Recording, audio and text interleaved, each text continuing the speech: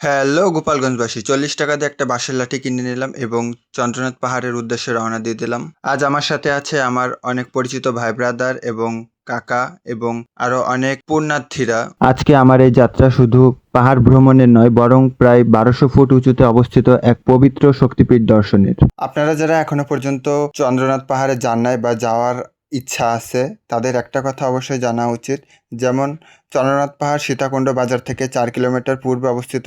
চন্দ্রনাথ পাহাড়ের উচ্চতা প্রায় 1.152 ফুট এবং 351 মিটার, যা এই অঞ্চলের সর্বোচ্চ শৃঙ্গগুলোর একটি। চন্দ্রনাথ পাহাড়ের আরেকটি গুরুত্বপূর্ণ তথ্য, যেমন হিন্দু শাস্ত্র অনুসারে সত্যযুগে মহাদেবের স্ত্রী সতী দেবীর দেহের দক্ষিণ বাহু এখানে পড়েছিল, তাই এটি একটি 51 শক্তিপীঠের অন্যতম। পাহাড়ের উপর চন্দ্রনাথ শিবলিঙ্গ বিরাজমান। আমি এই জায়গাটা এক্সপ্লোর করার সময় জানতে পারি স্বামী বিবেকানন্দ এবং কাজী নজরুল ইসলামও এই পাহাড় ভ্রমণ করেছিল।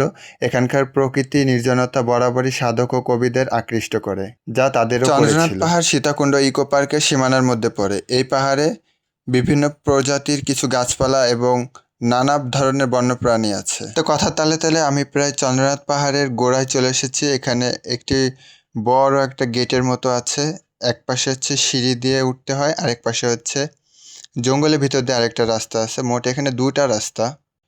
ডান পাশে যে গেটটা দেখা যাচ্ছে, ওই গেট দিয়ে মূলত উঠে এবং বাম পাশে যে জঙ্গলের সাইডে আরেকটা রাস্তা গেছে, ওই পাশ থেকে হচ্ছে মূলত নামে। চন্দ্রনাথ পাহাড়ে ওঠার সময় আপনার ছোট ছোট অনেক মন্দির দেখা হবে, যেগুলো সেখানে অবস্থিত, এবং আমরা এখানে এই মন্দিরগুলো দর্শন করলাম, সাথে একটু জিরিয়েও নিলাম। আমরা পাহাড়ের 3 ভাগের 1 ভাগ কেবল পথ পাড়ি দিছি এবং এখানে একটা মন্দির ছিল। আমরা মন্দিরে কিছু সময় থাকি এবং মন্দিরটা ঘুরে দেখি এবং নিজেদেরকে একটু বিশ্রামের সুযোগ দিই। তো যাই হোক বন্ধুরা, আমরা অনেকটা উপরে চলে এসেছি। এখান থেকে সীতাকুণ্ড শহর আর দূরে নীল সমুদ্রের একটা হালকা ঝিলিক দেখা যাচ্ছে। বাতাসের ঝাপটা আর চারপাশের নিস্তব্ধতা সব ক্লান্তি দূর করে দিচ্ছে। আসলে সবাই একসাথে থাকলে পাহাড়ের কষ্টটা আর কষ্ট মনে হয় না। এই যে দেখুন, আমাদের সাথে ছোট বড় অনেক মানুষ পাহাড় ভাঙছে। কেউ ক্লান্ত হয়ে বসে পড়েছে, কেউ আবার একে অপরকে টেনে তুলছে। বিভিন্ন জায়গা থেকে অনেক অনেক মানুষ এসেছিল এখানে। আমরা সিরিয়াল বাই সিরিয়াল হাঁটছি দলে দলে। মানে প্রচুর পরিমাণে কষ্ট হচ্ছে, কিন্তু মনে একটা অন্যরকম ফিলিংস ছিল।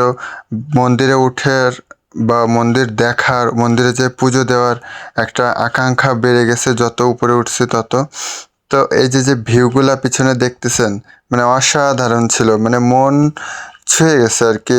এই ধরনের জায়গায় তো জীবনে আর কখনো যাইতে পারবো কিনা তার নিশ্চয়তা নাই। যদি সৃষ্টিকর্তা নাই তাহলে আবার যাব। তাই যে মন্দিরের সামনে পৌঁছে গেছি। মন্দিরের সামনে তো অনেক পরিমাণে ভিড় ছিল। সবাই পুজো দেওয়ার উদ্দেশ্যে আসছে, সিরিয়াল বাই সিরিয়াল একে একে করে ঢুকছে। পরে আমিও অবশেষে আমি সিরিয়াল পাই এবং আমি মন্দিরের ভিতরে ঢুকি। মন্দিরে পুজো দেওয়ার সৌভাগ্য আমার হয়।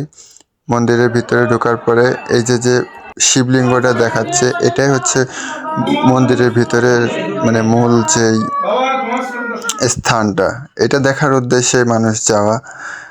তো এই যে যে ভিউগুলো দেখতেছেন অসাধারণ।